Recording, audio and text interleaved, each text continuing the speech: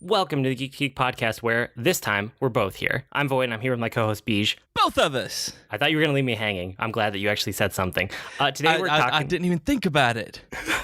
Today we're talking about a bunch of other stuff from when we were away for a few weeks. We had some weeks off when we recorded early, so we did all of our quick hit episode type of things last time.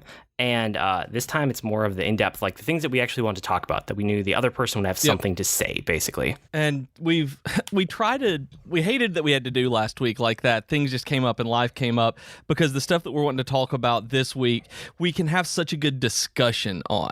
That was one of the reasons we wanted to do this 2 weeks in a row, because I want to really talk about Persona 5 with you, because I've been getting messages a lot on Twitter. I've been just having all sorts of people talk to me about it, and I have so many thoughts about it that I just don't even know how to put together, that I really want to finally be able to have at least a partial conversation about that. Yeah, no, okay, let's get into it, because I want to hear about Persona 5 also, because I've been trying to get you to play it casually. Yep. I haven't been bullying you into it, but I keep telling you that you'll like this and it's good. You got to get around to it. So you did, and you like it, basically, right? I did. It took me so long to get into it, though. It's nuts how into Persona in general, not even so much just Persona 5, because I tried Persona 4 and it was fine, and I never really went back to it. Thought I'd lost my save, but I found it and all this, and I just never could really grasp, what was so special about it. I got Persona 5 on sale, and so I'm like, okay, I'll give this a shot. Everybody keeps talking about it. I started thinking about it more,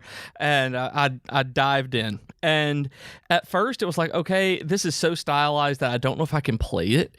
And then I got into it and got through that first dungeon. It was the first palace that when I finally got through all of it, that it really did gel together, like that you're supposed to do these dungeons in multiple days, that you're not supposed to necessarily plow through it, that it's really a stealth game, that you're really pushing forward in increments, and I really liked that. And then once I realized that, it was like I loved the social aspects of it. When I was not in the dungeon, the life sim part of it surprised me that I liked it so much, that I really did not think I was going to like that as much as I do. I'm glad that you stuck with it through the intro, because these games have super long intros. The two Personas I've played, which are 4 Golden and then 5, there's so much up front, and that was I almost bounced off of Persona 4 Golden when I played it. But after I got through the intro, and I think probably after I beat the first dungeon, that's where it hooked me and I got the loop. So it sounds like you were kind of the same way. I don't think you were as likely to bounce because you have more patience for these kind of things than I do.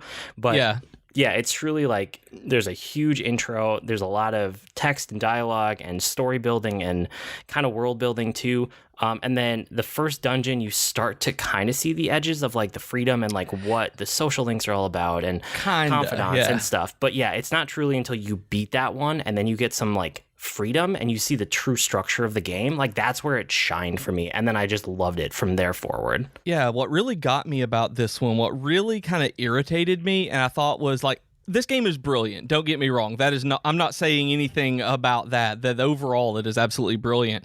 But I don't understand the decision to make everything so linear and limited at the beginning that it feels so confining that it didn't seem fun.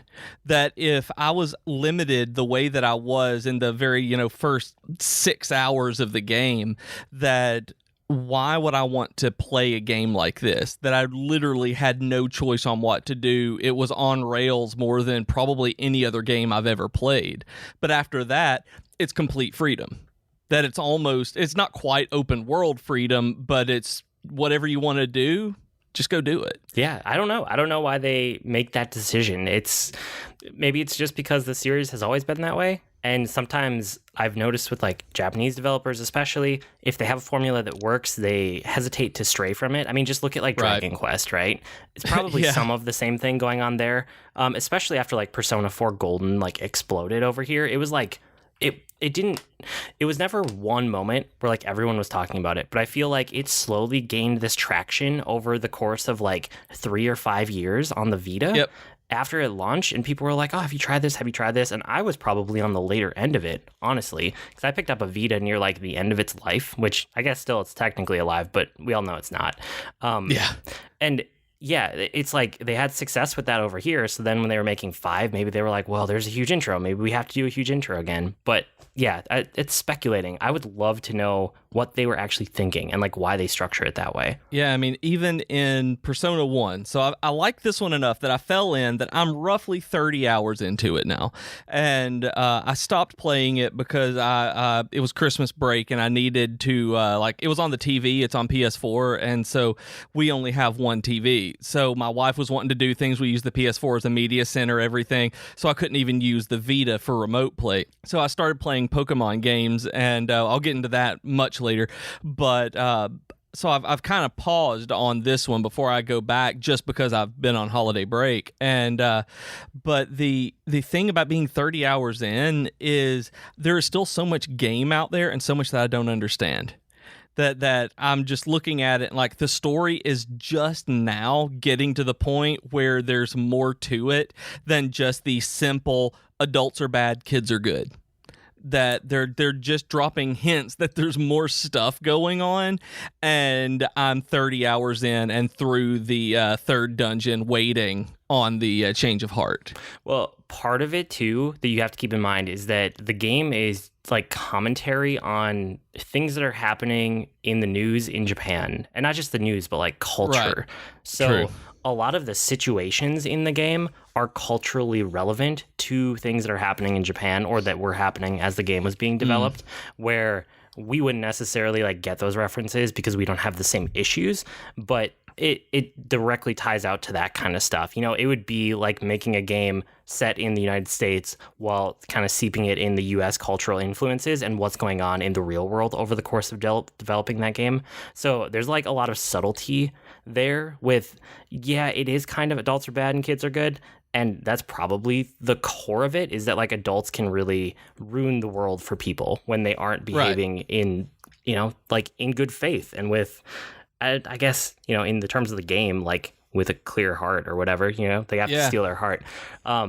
But yeah, that's part of it. Is just it's a different culture, so like some of that's easy to miss. I'm really hoping that as the game moves on, they kind of dig in with more of more traction with that and really try to get to the meat of some of it.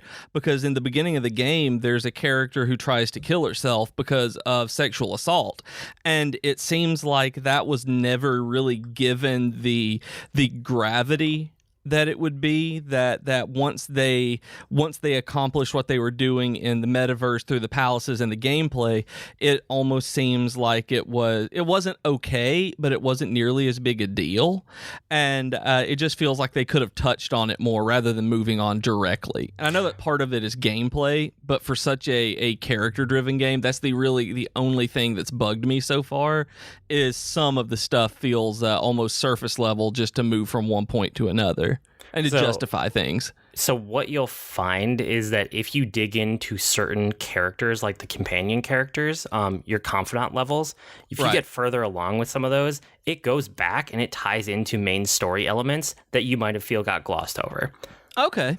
And because I love the confidants. Like, I didn't think that I was going to like them. I thought this was going to be a real pain and that I would not want to go through building these relationships.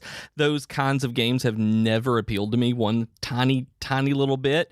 And then and I start liking these characters and I find out like they have a bad home life and I'm like, I want to know what's going on with you. When the maid showed up and they wanted to order the maid, that happened. She's my favorite confidant so far. That the maid is that one. Anytime I have an opportunity on a Friday or Saturday night to be able to call the maid, I'm like, yes, let's do this. I will spend my money. Let's do it. And it's like, I don't know what it is. Yeah, no, it's always interesting to see who you gravitate to, because like the second time through, I don't think I could have said like who my favorite confidant was the first time through. I knew who some of my favorite characters were, but like them in the context of being that confidant and the confidant level and progressing through the story. This second time through as I'm playing, even though I've been on pause here for a few months as stuff was coming out, but I was really paying attention to like which of the confidant stories am I liking? And I think I like the doctor's one a lot. That one's resonating with me more than the first time I played it. Hers is also one of them that I make sure that I make time for. The 3 that I'm working on, like not even in terms of gameplay, but wanting to know the story, is they're on the Doctor and the Maid are the ones that I care the most about in terms of just telling me that story. I want to know what's going on. Yeah, for sure. But I need to know, what do you think of the style of the game? It is absurd that I love it now. When I first turned it on, when I literally first turned it on and tried to navigate menus, I was like, I'm never going to be able to do this, because literally everything on screen is animated. That the background is moving. It's like there's a parallax layer that's moving. The menu itself changes and the colors invert themselves as you move up and down these menus, and they magnify like a Mac dock. And I'm just like, I can't tell what's going on at any given time. And once I got used to that, it's beautiful.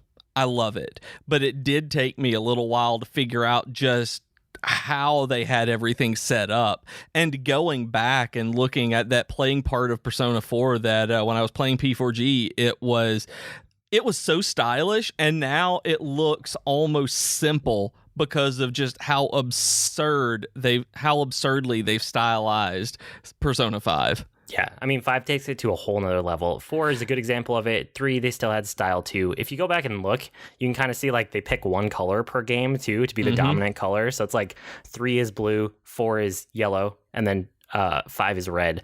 But yeah, that's just like at a glance. I mean, there's so much more that goes into it and all the detail, and that's why I still think it's the most stylish game that I've ever played in my life. Like, I love it, and that's why I like that art book that you sent me, which, thanks again, that was awesome. It was so cool. It was so cool to see all the art behind it and all the thinking behind it. That's actually one of the reasons I started playing this game. Whenever I was doing all the research, I ran across it and then started reading up on the Japanese version versus the American version and all of this, or the English version rather. And I was seeing all of the reviews and the people being so passionate about the art and the game and just the way that they talked about these characters. That made me go to the PlayStation Store and wait on the game to go on sale again, because I knew that Christmas was coming up soon. There would be a holiday sale and it would drop, and like within 3 days it did. So I mean, I grabbed it then, but it was because of the community's passion, reading about these art books, the people who go above and beyond. It sounded wonderful, and it really has. It is. I completely understand why people engross themselves in this series now, because I really want to do what you did and play the series in order from beginning to 5, and then go back and do 1, 2, 3, and 4. Because I did that with Final Fantasy, not with Persona. Let's just be clear. You know this, but just for clarity for listeners, I've only played 4 and 5 for Persona. But yeah, Final Fantasy was one that, like, I don't have a whole lot of series that I really have dug deep in and truly love as a whole series that I would go back and replay. But Final Fantasy is the one that, like, I did that with, and I'm so glad that I did. And Persona, I love what I've played of Persona. I would easily go back and play 4 again at some point. I'm replaying 5 right now. I keep wanting to give 3 another shot, but I don't know. Anything like 3 and before in this series, it feels like it's not quite, they haven't quite sanded off enough of the rough edges that it really works for me. But again, you have more patience than me these days in gaming, so True. I think you could have a really good time if you did that. And so I think that's actually the reason that I can do this, is because I have a way higher tolerance for both boredom and tedium than you do in some cases, if I have a good goal in the end.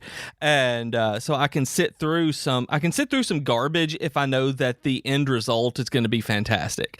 So like, I bought Persona Q, which is the only Nintendo Persona. It's on the 3DS, and Persona 1. I grabbed them over the break to really try and see what I wanted to play, because I was looking for handheld games at the time before I got into Pokemon. And Persona Q is really, really good. It's one of those first-person dungeon crawling, like draw your own map kind of game, and it has either the protagonist of Persona 3 or Persona 4, so it kind of takes place in this weird limbo between them. And like, it's really good, and I'm so going back to finish that game once I get through both 3 3 and 4 because I started with the Persona 3 character and because I didn't know anything about him. It's really neat how how that one's laid out. Like, have you ever played any of the Etrian Odyssey games? Yeah. No, I actually tried Persona Q. Like, it's basically Etrian Odyssey, but with Persona characters. I'm not a big fan of that type of game, but I can see how you would really like it. I didn't know if I was going to be a big fan of it, so I actually downloaded the demo of Etrian Odyssey 5, which I knew that it was based on the engine and everything, and I didn't like the party making system, which I knew wasn't part of the Persona game. So I went into the dungeon and fought around for a little bit. I was like, yeah, I think I'd like this with Persona characters, and the style is definitely there in Persona Q. It's like a quirky version of 3 and 4. And so I liked it. Persona 1, however, super rough. Oh my goodness. I really, really don't know. It's on the Vita. There was a PSP remake of Persona 1, so it is available now on the PlayStation Store, and it is super rough. I think there's a remake on mobile, too. You could check out. That's even more recent. Oh, really? Because Persona 1, I may have to check that out because it is absolutely an early PlayStation 1 game. It was released in the US as Revelations Persona, and it got garbage adapted and translated. It did not do well over here. They changed a Japanese character into a black character, made them speak Ebonics. Like, they ruined everything about what made Persona Persona. And then they've done this, and apparently it's these are good new translations of them. But the gameplay is so weird and different, and it just throws you in, and there's not a lot of narrative threads that tie things together, so I'm not sure how long I'm able to stick with it. So we'll see on this one. I'm doing my best to push through it and see if it gets any better after the initial section on this one, because it could, but it's got just enough of the foundational level of what I love about 5 that it could just be too much for me. It could just be too rough, and then move on into 2, which I've heard is actually probably the quote-unquote best in the series, just in terms of like storytelling and the way that things are done. Cool. Well, I want you to report back once you get into them, but you got to beat 5 first. I know you still have a ways 5 to is go. absolutely it. The only reason I was even in 1 and Q is because Jennifer had the PlayStation 4, and I wanted something to do on the couch. Okay, fair enough. The main thing that I did not mention last week that I want to bring up this week, I don't even know if there's a lot of back and forth while I run through this, but I want to get your reaction here at the end. So I played a bunch of Red Dead Redemption 2 over break. And it's one that, like, I didn't know if I'd go back to it. And I think I mentioned this in one of the earlier episodes that, like, we rapid fire played a bunch of games and just, like, tried them towards the end of the year because we wanted to get them, like, in our heads for, like, Game of the Year discussions. And I don't really play games that way anymore for the most part. I try to have, like, one primary game that I'm making progress on. And then I have a couple, like, back burner evergreen games that, like, if I don't feel like playing my primary game, I have something to just, like, mess around with, right? That's, like, usually how I structure my play for gaming these days. And when I did that and I tried so many different games in like the space of a week or two, I didn't know which ones I would ever go back to, but I kind of left them all on the hard drive just to see what would happen. And I went back to Red Dead Redemption 2, and there was something there that I needed to see it through. And I wasn't hate playing the game, but I wasn't loving the game either. It was just like, I have a goal. I'm going to beat this game. I'm going to see the credits. And I needed to get that done, and I did. I feel so proud of myself for doing it. It's so dumb. It is dumb. Don't get me wrong. That it is, but I know exactly what you're talking about because I've done the same thing. Yeah. And I completely understand that feeling. And the thing is, like, I beat the game, and I saw the credits, but, oh, man. So when you beat the game, like, you beat the main game, and then it throws you immediately into an epilogue. And what I quickly found out, because I was like, wait, how long is this epilogue? Because this game has been slow. It's like an 8-hour epilogue, maybe more. Just so weird. Like, maybe 2 hours. Yeah. So to actually see the credits, you have to play through all of that, which would basically be a standalone game in like any other place. It's just crazy. So I beat it. I mean, even just going back into it when I was probably 50% of the way through the story, I was so over the gameplay, but I wanted to see the end of the story. I do think this is the best Rockstar story that they've ever written. And I think that Arthur Morgan is the best character that they've written. It's just buried behind gameplay that I know we've already talked so much about, that it's like slow, it's repetitive, it's very touchy with the controls. There's all sorts of complaints. So it's like, it's buried behind that. But Arthur Morgan himself is such a interesting character, and there was something with that hooked me too. I wanted to see Arthur's story through to the end. The one of the things, like for the epilogue, that it's been months. Can I talk about it? How spoilery is it? I'm asking you. Do you feel like this is spoilery if I talk about the epilogue of this game? Probably a little spoilery, but if you can stay vague, like okay. I don't know the characters, I'll so stay I mean, vague. as people who are. What I had heard that there was an epilogue to this game, which I don't think is a spoiler at this point. It's pretty well known. I was really, really hoping that it was going to be Sadie Adler, that you take over that character, right? Because the epilogue is a different character than the main game. And that's kind of what they had done in the first Red Dead Redemption. So again, not really a spoiler, not really surprising. I was hoping it was going to be Sadie because she grew so much as a character throughout the game. And like, I was like, oh, I would buy an expansion pack just for her, like her story, more of her. And it was not that. It was a different character, and it was the character that I basically cared about the least for a variety of reasons. I'm going to leave it at that because anything more would be spoilery. You told me about that one, about who you actually played as. Yeah, and it didn't feel like it was needed at all. The character that they chose, they could have chosen Sadie instead, and I feel like it would have been a better story. So that was one thing. Also, I didn't appreciate the fact that it was 8 extra hours of play, and it was kind of extra boring compared to the rest of the game, especially not having Arthur there, because, you know, Arthur only goes through the end of the main game, not the epilogue. And then the thing that I came away from, so like I stepped away from the game after I finally saw credits, after I beat the epilogue, and I thought about it, and it seems to me like there's a masterpiece of a linear 20-hour game somewhere buried in this 60-hour open world game. And 60 hours being crit path, mind you. If you do anything off the crit path, I know people who have put hundreds of hours into this game that are still at like 20% in the story. Like they've barely done anything. That's insane. That is crazy how big this game is. It's ridiculous. I've only heard things. I've not actually touched this game. And I still stand by the fact that there's nothing that pushes you to do the open world stuff at all. There's nothing, there's no incentive, there's no like driving force. There's such a linear story that they're pushing you along that I always felt like the most important thing I should be doing as my character was to go do the next story beat. So that's what I did. And like, even though it shows you some of like the open world activities, because occasionally you'll have a mission where one of them is like, here's a new thing you can do, or here's something you might not have done before. After that mission, I would never feel a need to go do it because I latch on to Critical Path because it feels more accurate to the story that they're telling. And I just saw that through to the end, and there's this huge open world that I never really explored, and I tried a couple times, especially after the end of the epilogue when the game just completely opens up. There's no more story, go do whatever you want.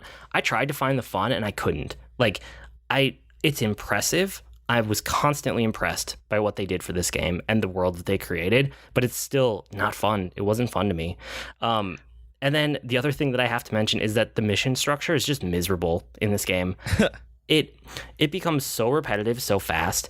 I would say 95% of the missions follow this structure. You ride a horse for a long way, while maybe, if you're lucky, you'll have a character riding with you that you can talk to about something. Half the time, that's not true. Half the time, you're just riding alone in silence. And then eventually you get to a point where you meet up with a character, you get to a place. For whatever reason, things break bad. There's a shootout. You do the shootout. You escape. That's the mission.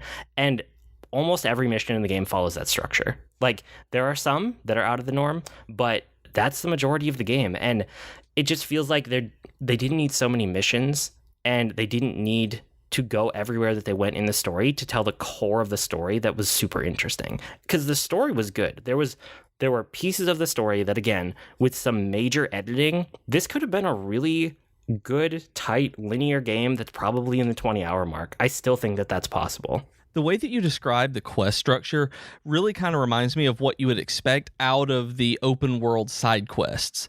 That you do something like that, these are the kinds of quests that you get, these are the missions that the NPCs will give, but that really doesn't just sounding like, to me, it does not sound like a main story kind of structure, because I don't see how any kind of story could really progress through a repetition of those steps.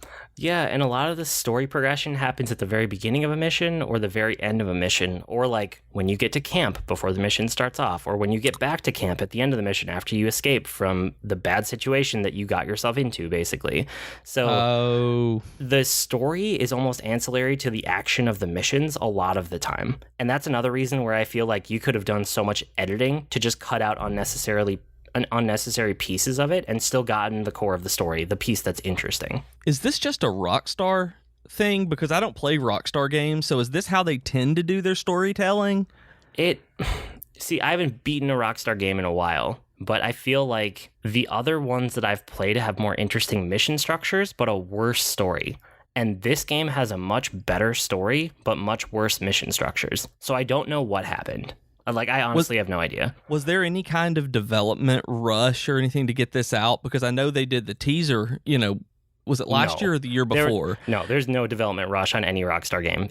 They're a company that it's done when it's done. They spent like 10 years on this game or something, some ridiculous amount of time. And it shows. I mean, from everything I've heard about it and seen from all the glitching videos, it's been worth that, but it's weird that they went with a structure like that doesn't seem to fit the kind of game that they're making. Yeah, but I had to bring it up one last time because I defeated it. I defeated that game. I beat it. It's not even that I finished it. I beat that game. Like, I saw the credits. It is done. I do not have to ever start that game again if I don't want to. And I might not, but hey, I finished it and I feel good about that.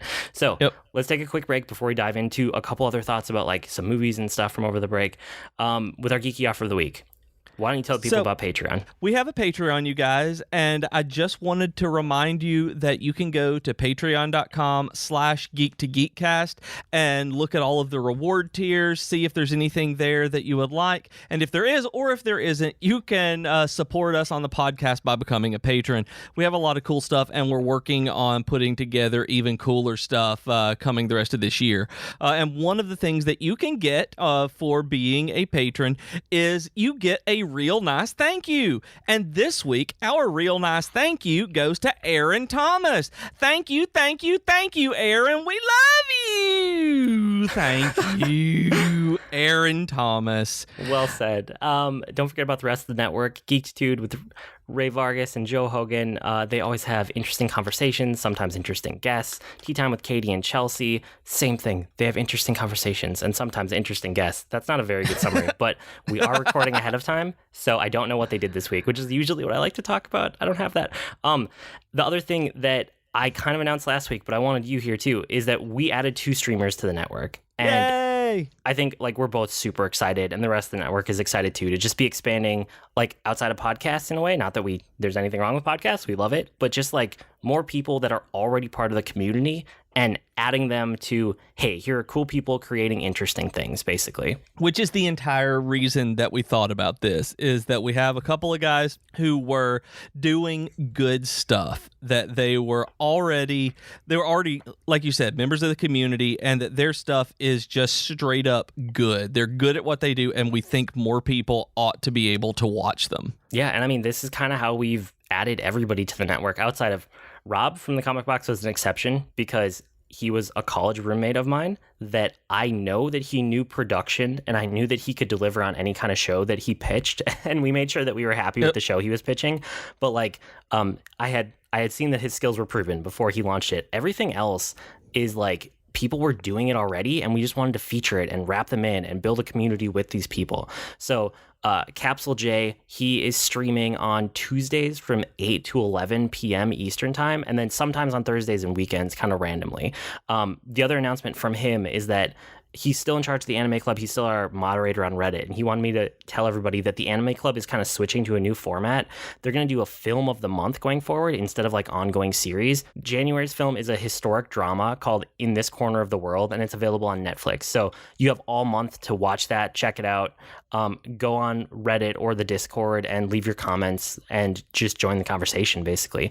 And then Troidle is awesome. Troidle's like, he's doing a ton of streaming every week. He's on most weeknights, and it's like sometime after dinner is kind of his normal time. Yep. There's not like a strict this time to this time, but I feel like every night I see him streaming, and that's kind of what he's doing. It's awesome to see him dig into different games and different ideas of what he wants to do for small series and things. Yeah, and I really like on both of them because I will open up Twitter when I'm just kind of ready to scroll around, and I'm not a stream watcher. I don't really like watching game streams. So I get on Twitter and I see one of these guys having posted that they're going live, and no matter what game they're playing, I'm going to watch it. Like, I'll sit there for a few minutes, talk in the chat, and then watch it because they're entertaining.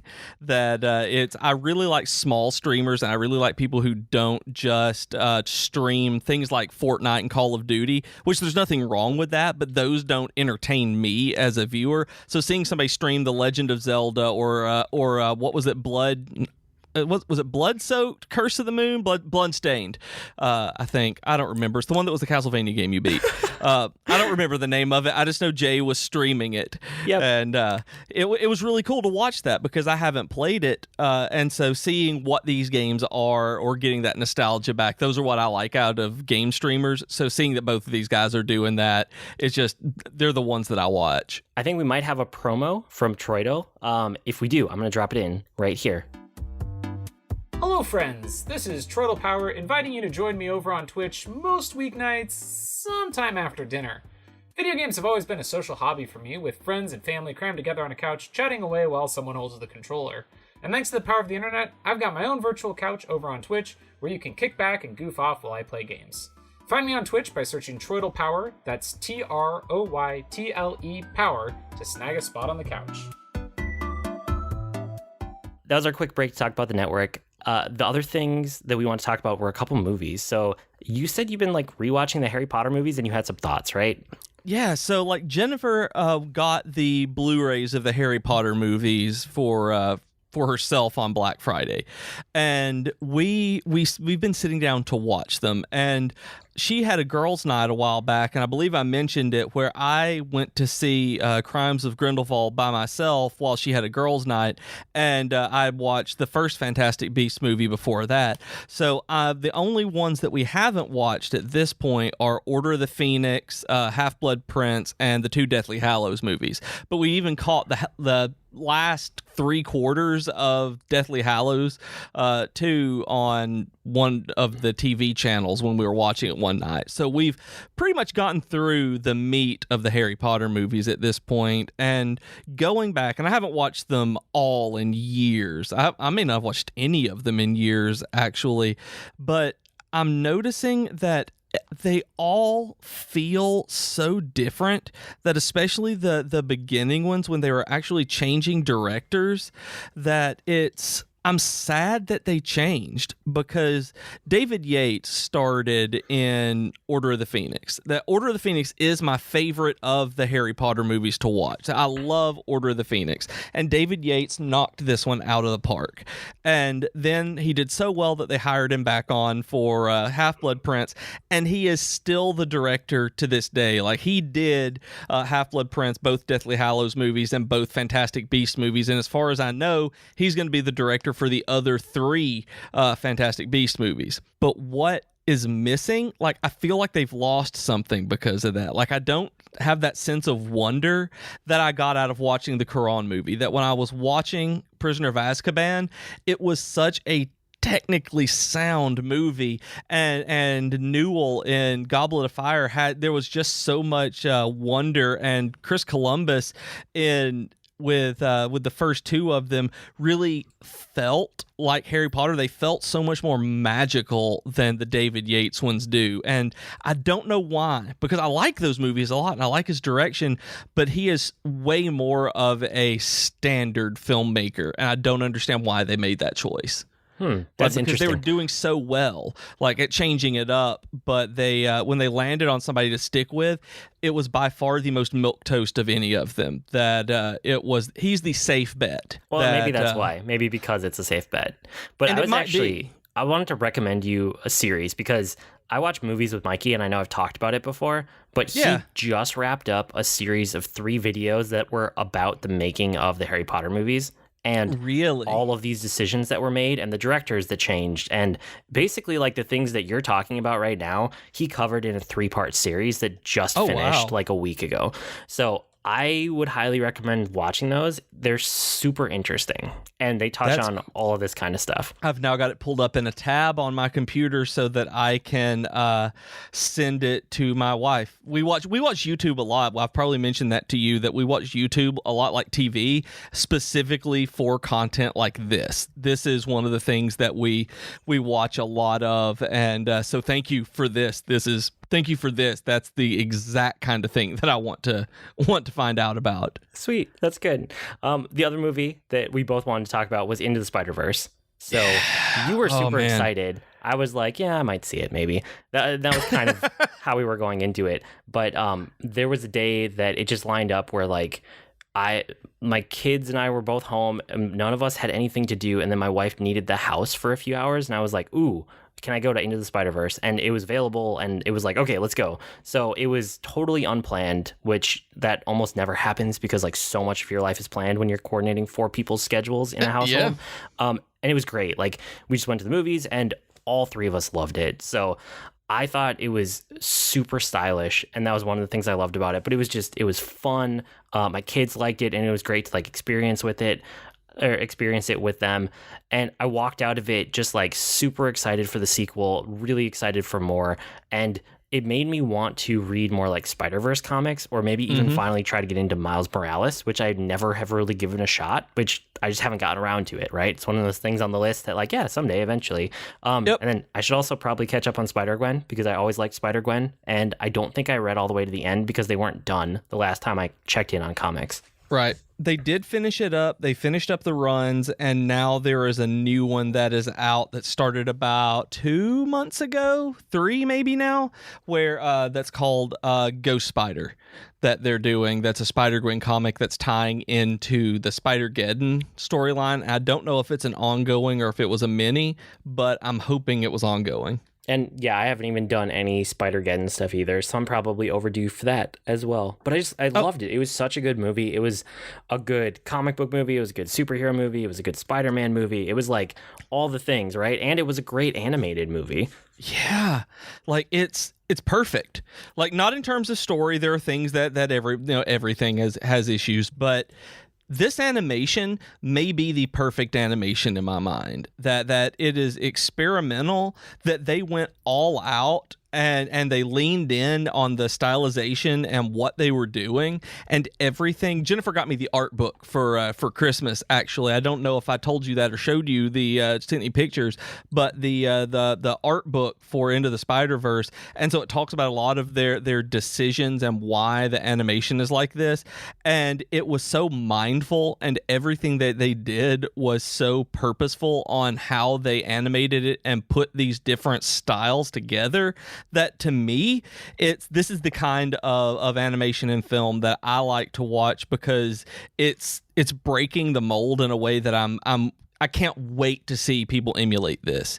That this is the style of animation I want to move forward in the future. That this is perfect. So they did a bunch of interesting things with frame rates in the movie too, where they'll have there's a lot going on. I really want to watch the movie again because I'm sure I'll pick up more the next time I watch it. And that says a lot, the fact that I want to watch it again already. And I only saw it not even a month ago. But they do things where like the background might be moving at one frame rate and then the characters and the action on top of it is moving at like a different or slower frame rate. And it gives these really strange but interesting and like visually, like, I don't know, it's almost visually jarring, but in a way that like the entire movie is visually jarring on purpose to give you something unique that you've never seen before. And they use it in ways to kind of lean into the comic bookiness of it in a way that no live action superhero movie could ever do without being cheesy. Like, Nope. there's just no possible way to do what they did in this animated movie in a live action setting without you're going to break it. Like, there's no way you're going to hit the right tone, right? Where it just works. It just works here. So I want more, basically. And I do need to rewatch it because there was so much, and like visually and what they're doing with the storytelling, there was just so much to absorb that it really does need probably another watch. Yeah, I think I actually need probably another 2 before I could really wrap my mind around all of it. And one of the things you were talking about, the frame rate and the background and foreground and with the characters, that I'm pretty sure I'd have to go back and watch it, but I'm fairly certain that there are scenes where even different characters are moving with different frame rates. I wouldn't be surprised. That makes a lot of sense. I know that they have different characters with different animation styles where they will cell shade some of them, and they I don't even know what to call it, like where they dot print others with a different kind of texture. But the way that they do the animation is different. They're composited together, and so I'm fairly certain that they're running at different frame rates, and it's just weird. But it works. It works so well because they did it on purpose. That they knew what they were doing. This isn't me throwing a movie together and you looking at it being like, you did all sorts of stuff. This is one you're looking at, it's like they did all sorts of stuff and everything works. Well, and no time is wasted either. So I know that you mentioned, and you have in the notes here, that like it's an origin for Miles, which we've talked so much about how like origin stories were so over those, you know? But I think that it didn't bother me because nothing in this story is wasted. We're in so many movies that have an origin story, they take so long setting it up, and on any subsequent rewatch, it's just a waste of your time. Like, all of the stuff leading up to when, okay, the origin's done, now we can actually get into the real story that they want to tell, feels like a waste. And that doesn't happen in this movie. Like, every shot is so intentional. And there's this one shot that's stuck in my head where it's the one where he's sitting at his desk with the headphones, kind of like singing to himself and singing badly and only knowing some of the lyrics. It's a combination of the way that it pans around his room while keeping him in view. So you're seeing his room, you're seeing his living habitat, you're hearing his parents in the background, you're hearing his music from the headphones, and you also are hearing like his singing, but kind of awkward singing and kind of not knowing the words. It is such an amazing piece of character development in one shot that lasts for all of 10 seconds maybe, that one sold me more on the movie than, I don't even know. Like, I'm sure there are other pieces that do this too, but that's the one that's stuck in my mind as amazing. And we were watching on that topic, we were watching a YouTube video last night and then reading articles and all sorts of stuff. Jennifer and I were having this discussion about how in animation, we were talking about Brad Bird, and because she loves The Incredibles, y'all know that. And one of the things that sets him apart and that he was really revolutionary for was the use of the camera in animation, is that he didn't set up animated movies and the shots in them like typical animated movies. He used the camera as though it were a live camera, and that's something that makes every shot feel different from Brad Bird, because he actually uses it like you would in any other movie, instead of it just being a cartoon like some people do. And DreamWorks doesn't do a whole lot of innovation in that, even though I really like their movies. And I think this movie does it as well. It's an animated movie, but it never treats itself like an animated movie. It has those shots that you don't expect, like the one in his bedroom like that. That is entirely camera work, not anything else. And if they had done it like a traditional animated movie, it would have had a completely different style than them doing it like a pan around, like the camera was on a... I don't even know what the thing is called, but the actually moving the camera around him like that. And the thing is, it's not just the camera movement in that scene, which is why that scene particularly stuck in my head so much. It's like they're using the camera movement, but they're also using the animation of Miles and the way that he's interacting with stuff to give you a feel for who he is as a person in his life. And then it's the setting. Like, there is so much in the background of that shot that you see in his room that tells you about him as a character, plus the parents that are like further in the background as audio and noise. And I don't know, it was just such a good piece of like character building, scene setting, world setting, all at the same time that I was kind of blown away by that shot. It's one of those times where like sometimes even when I'm in the middle of having fun with a film, my video production brain kicks in. Sometimes it's in a bad way. This was like in such a good way that like I flash analyzed that shot and I was like, wow, that was amazing. Yeah, and it's rare that it's a good thing. So that is astonishing, really. Yeah, it's so good. And I love the music in the movie. That whenever I heard anything from the soundtrack, that I sat and listened to all of the credits because I like the movie. I like the music. That's the reason. It was like I didn't want to leave because I wanted to hear what they were playing. And at the very end of it, you got Spider-Man Christmas song sung by Chris Pine, and it made me happy, which is an album that you can now listen to on Spotify. Yeah, that's hilarious. But I love the actors too. That all of the people they cast, they did so well. With John Mulaney as Spider-Ham, he is Spider-Ham. That Jake Johnson as the primary Peter, he's one of my favorite actors anyway because he was one of the main characters on New Girl. And so listening to him be Peter is like, yep, that's what Peter would be at that point. And Chris Pine as the other Peter, and it's just Nick Cage as Spider-Man Noir. And Haley Steinfeld as Spider-Gwen. Like all of these people were so meticulously cast that you hear their voice, but at the same time, it's just the voice of that character. It was really very well done. Really well done to pick voice actors like that, not because of who they were, not only because of who they were, but because of how they were able to bring that actual character instead of just being a voice. Like I'm all in on Spider-Verse. It's such a great movie. You should all go watch it. That's probably it for this week. You guys can write to us with comments, suggestions, or feedback. Our email address is geek2geekcast@gmail.com, or reach us on Twitter @geek2geekcast.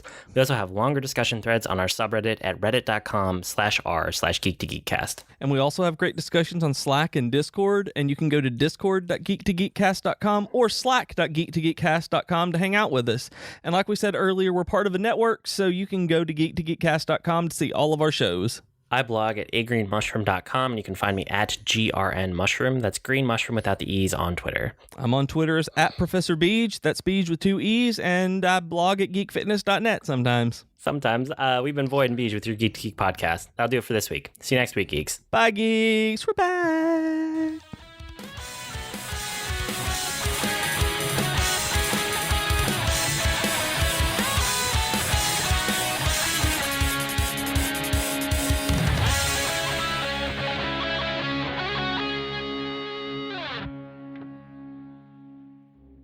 Hi everyone, I'm Katie. And I'm Chelsea, and we are the hosts of Tea Time with Katie and Chelsea. We are two best friends who love pop culture and talking about pretty much whatever we want. Katie! Yes? Stop thinking about Zac Efron and tell our future listeners what some of our latest episodes have been about. Well, we've talked about Zac Efron. No, get it together, Katie. Fine.